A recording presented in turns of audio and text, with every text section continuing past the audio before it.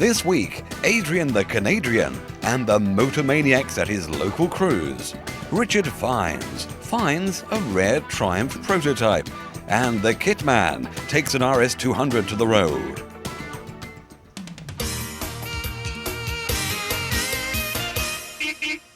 Let's see what else we can find here at the car cruise here in Etobicoke, Ontario. We're going to see what this is all about. This is a Ford Hot Rod, I think. Excuse me, sir. Yes. How you doing? Not bad. How are you? Good. Adrian Bell. We'd like to talk to you, if we could, for British television about your car. Sure, no problem. What's your name? Rick Epps. Rick, what is it? It's a 1923 Ford T-Bucket. And what does that mean? Well, that's basically just an open frame, bucket, open engine, no doors, you just climb in.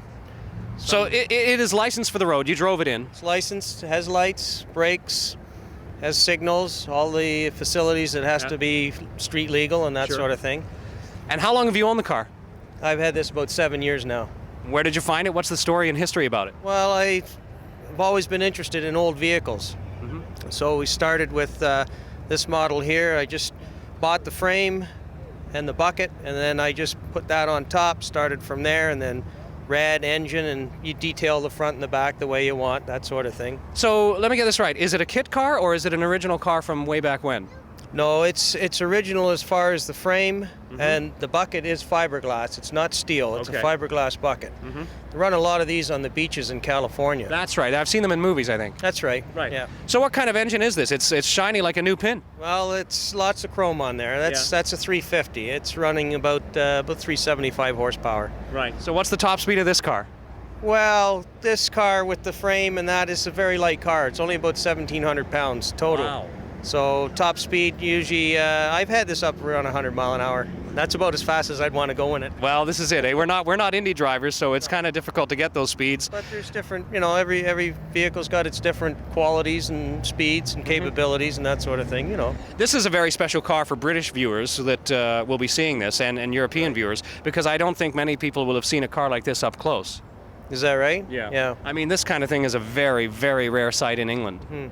Well, again, this is more of a popular car out in California. They used a lot of them on the beaches and that sort of thing. Sure. But it is different. Yeah, one of the nice features about this is it helps protect the body, but these are actually Harley-Davidson fenders off a Harley-Davidson motorcycle that I put on there. They kind of just fit the tire nice and cover it and helps protect the body a little bit. So it works out quite well. So a little improvisation goes a long way. Well, people look at a vehicle as far as detail, and the detail is what they like to see. I was at a show in Connecticut last year, and a guy come up to me, and the biggest thing he liked about the car was the bumpers, the front bumpers. Right. He says they're very unique, the way they're curved around and the way they're set up. But again, it's detail. It's all how you do the car. Some cars, people can go real radical and crazy, whereas I just kind of keep it clean and neat. That makes it simple.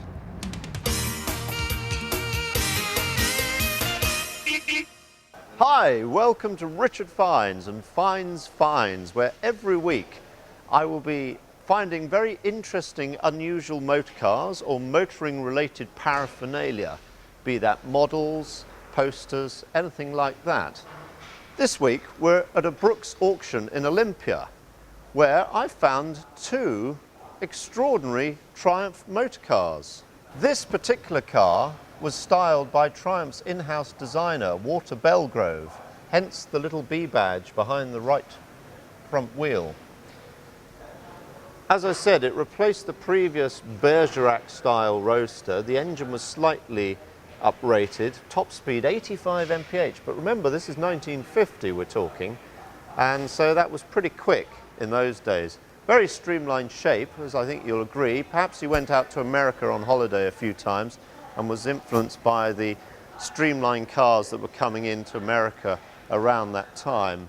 It also features a very innovative British touch, an electric operated hood. Apparently it didn't work very well. When they launched the car at the motor show in 1950, Princess Margaret was very taken with it, and they couldn't get the hood to operate properly. But look at the extraordinary styling, really aping American cars of the period. Lots of chrome, curves, lovely curves everywhere, rather like the Raymond Loewy streamlined trains that were coming out around that time, and the famous streamlined Studebaker car. Not a lot of space inside, but a 3-bench seat, very redolent of America once again. Lovely little Bakelite switches. So if you want something that really is rare, unusual, then this could be the car for you. Right, here I am at the unrestored car, which was found by John Ward in 1969 in this derelict but complete form, or almost complete form, in Macclesfield. Now, it's what the trade would call a challenging project. It's double-skinned aluminium body, remember, as I said. The other interesting thing to remember is how times have changed, because today motor manufacturers would not keep prototypes at all in case they fall into the wrong hands or hands of competitors and the opposition. But in those days, manufacturers had a completely different policy. They had lots of space where they could just park up prototypes and forget them, and if someone in the engineering department or styling department wanted to restore it, they probably got it very cheaply working for the company.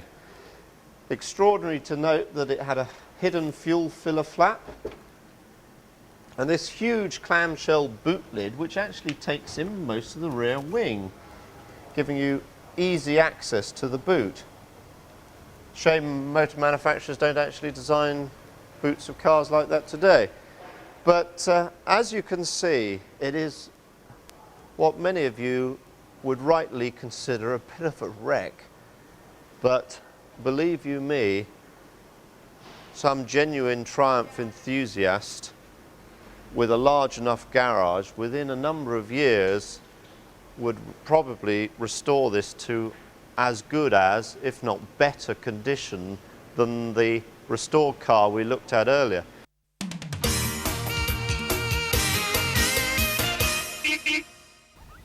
No, you're not seeing things, but this is as close as most of us ever get to a real RS200. And today on Kits and Cruising, I shall nobly force myself to drive this machine and tell you what it's like. I hope you appreciate the sacrifices I make for you. But first of all, a potted history of Ford's almost rally star. The RS200 was Ford's belated entry into the Group B arena, earning its name from the 200 cars Ford needed to build to comply with the rules. By the time Ford's baby was getting close to competitive, however, Audi, Peugeot and Lancia had already been slugging it out for a couple of years, and a couple of fatal accidents spelled the end for Group B rally cars. The story didn't end there though. The manufacturer was left with 200 cars or thereabouts after rallying had destroyed a few, and Ford's answer to that little problem was to stick in a bit of carpet and make a road-going supercar. Hurrah! Installing carpets and luxury seats as a gesture towards comfort, the road cars were still pretty raw. Performance saw sub 6 second 0 to 60 times, and most were geared for 150 miles per hour, all with full-time four-wheel drive. Even today, little touches them, and this excellent replica from RS Automotive will fool many people into thinking that you're one of the lucky very few owners. There are differences here though. It's longer, it's wider and it's lower as well, and that's all aimed at making more interior room available. And look at this. This door started life as a moulding taken from a 3-door Sierra modified to fit.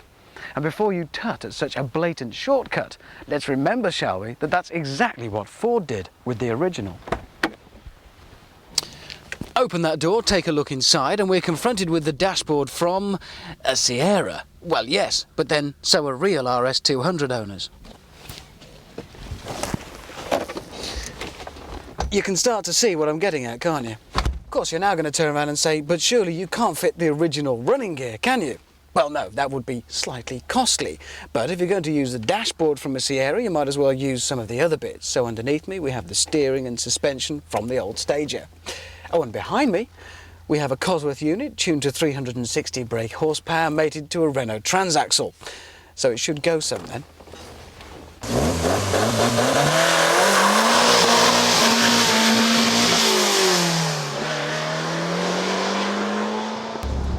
There's something quite comforting about sitting behind a familiar dashboard taken from an old Sierra, and at first you feel quite relaxed and calm and in control and dawdling around at low revs.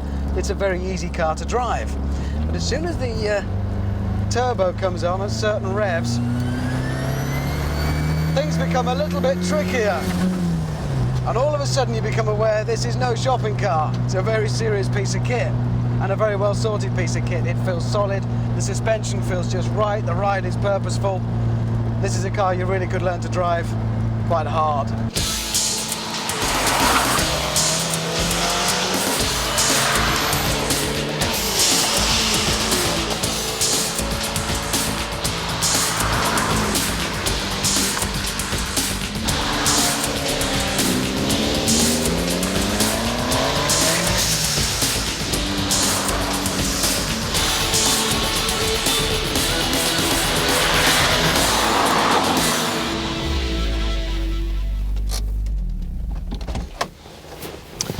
Now, we haven't been able to drive an original authentic RS200 next to this to make comparisons, but we are prepared to stick our necks out and say that this is probably a lot more refined than the rally-bred original. That's not to say it isn't fast though, it is incredibly, but for normal everyday use it's probably a far more practical proposition.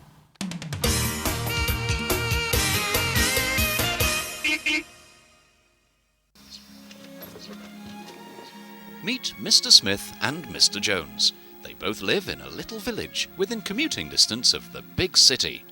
Image is important to both of them. Mr. Smith works in the big town and drives an Audi A6 4.2 Quattro V8. His car is intended to reflect his desired status at work. Mr. Jones is a country estate agent. He loves to go hiking and fishing in his spare time. His 4-litre Discovery reflects his lifestyle and sets him apart from the serfs in the village. Now then, you two. What I'd like you to do is actually to swap cars, just for the day. And let's see if your personal choice of lifestyle car is really necessary for your lifestyle. Now come on. No more pulling face. That's it. Good. No, it's enough of that kind of thing. Now off you go and play. We'll see how you get on in a short while. One of the first things that Mr. Jones would notice on climbing in here is that compared to the airy cabin of the Discovery, it's really rather gloomy in here thanks to the dark leathers and plastics used. But then he'd start to notice just the subtle quality of all the materials used, the chrome on the door handles, the very nice quality feel to the leather and the plastic. It is rather like sliding into a very well appointed, if very small, boardroom for what must be a very important and serious meeting. But the overriding impression, and probably the first thing to hit Mr. Jones, would be the fact that compared to the lofty perch of the Discovery from where you can see over hedges, you really do feel sat very close to the ground. Obviously, to drive, the A6 is a completely different prospect. No matter how good the engineering that's gone in to make the Discovery as close to a road car as possible, it's never going to be a match for the kind of low, wide stance of a car like this and the development work that's gone into that suspension.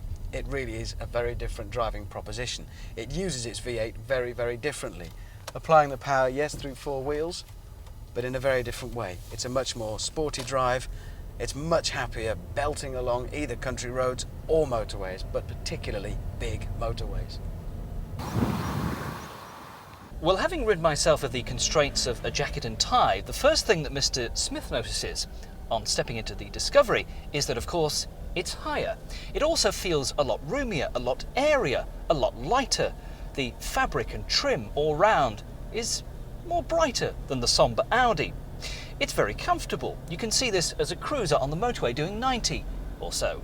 It's almost an armchair on wheels put on cruise control, and it's great. And of course you have this high-up driving position that you just don't get with the Audi.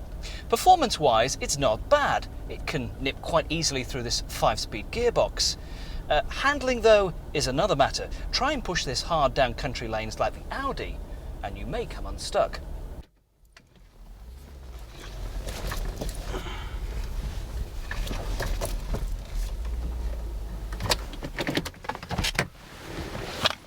Not Not surprisingly, our Mr. Jones enjoys a spot of hunting, shooting and fishing, and he'd be relieved to find that there's more than enough room in the boot of this A6 for all of his kit. There's even a little guard to keep the gun dog at bay. But here's a bit of a worry. The first time Mr. Jones returns with a muddy set of waders and an old wax jacket from a day's fishing, well, this boot is not going to look quite as pristine as it does now. It is, if anything, a little bit posh, and perhaps it's a bit too posh for Mr. Jones's purposes. And there's another worry. The Discovery will be able to romp its way perhaps a little closer to that lake with all of the fishing kit. But this, I reckon, is about as far as this car is going to get.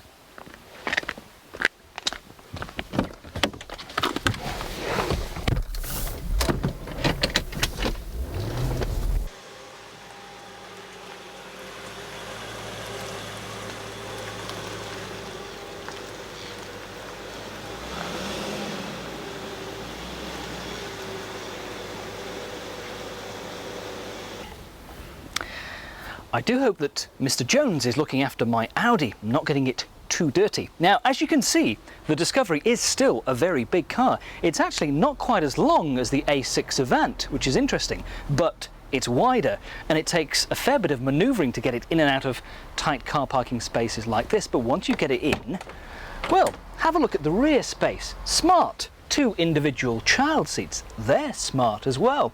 I just wonder whether perhaps this Discovery has the same sort of image that the Audi does, whether it's maybe a bit more down market, dare I say, than the Audi. Perhaps if you want a 4x4, the Range Rover would be the one to go for over the A6 Avant.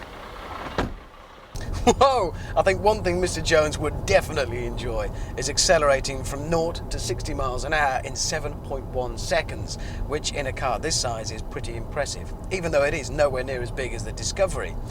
But therein lies an important point. It is, what, 300 odd brake horsepower from that V8. It's a very powerful car. And sure, it's nowhere near as big as the Land Rover, but it is still a big estate car.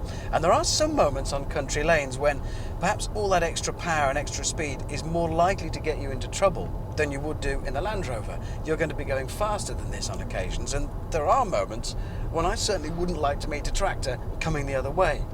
Having said all of that, it is still a very enjoyable thing to drive, and I think Mr. Jones would rather enjoy that extra turn of speed and that ability to go just that little bit faster. After all, who doesn't enjoy a bit of extra speed?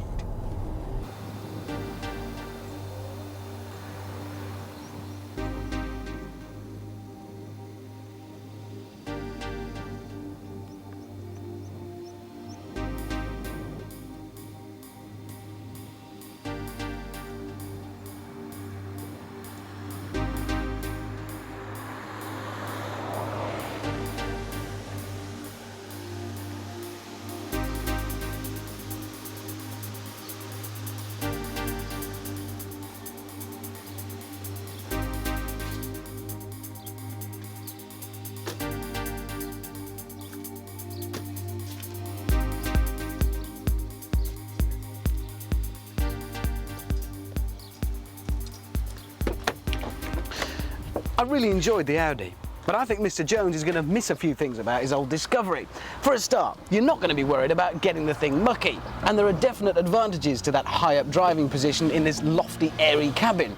And then there's a proper off-road four-wheel drive system with a high and low ratio gearbox and with a clever descent gizmo to help you get down really steep hills. And there's no need to sacrifice any of life's little comforts either. Mr. Jones is quite accustomed to his electric seats, to his electric mirrors and his electric sunroof. Now, as much as I like the Discovery, it's great to get back to the solid feel of the Audi, where quality is absolutely paramount. Superb quality finishes too, and plastics that are just excellent. You also get clever storage ideas, like these 2 bins in the doors. You get electric seats with lumbar support that adjusts to your back, plus Tiptronic gearbox that adapts to your driving style, and of course you can change gear manually should you wish to, plus climate control, with individual controls for both the driver and front seat passenger. Well, it may not be quite as elegantly installed, but there are individual controls for front seat passenger and driver on the automatic air conditioning in the Discovery. And then for rear seat passengers, well, useful gizmos include an incredibly nifty mechanism for when there are only 2 passengers, getting rid of the rear centre headrest and providing a useful armrest, complete with rather vicious looking cup holders. Wouldn't want to get caught up in those. Then when you are on a long journey, there's plenty of places to accumulate all that gubbins that you take with you. For instance, we have pouches in the rear of the front seats and these useful overhead cargo nets.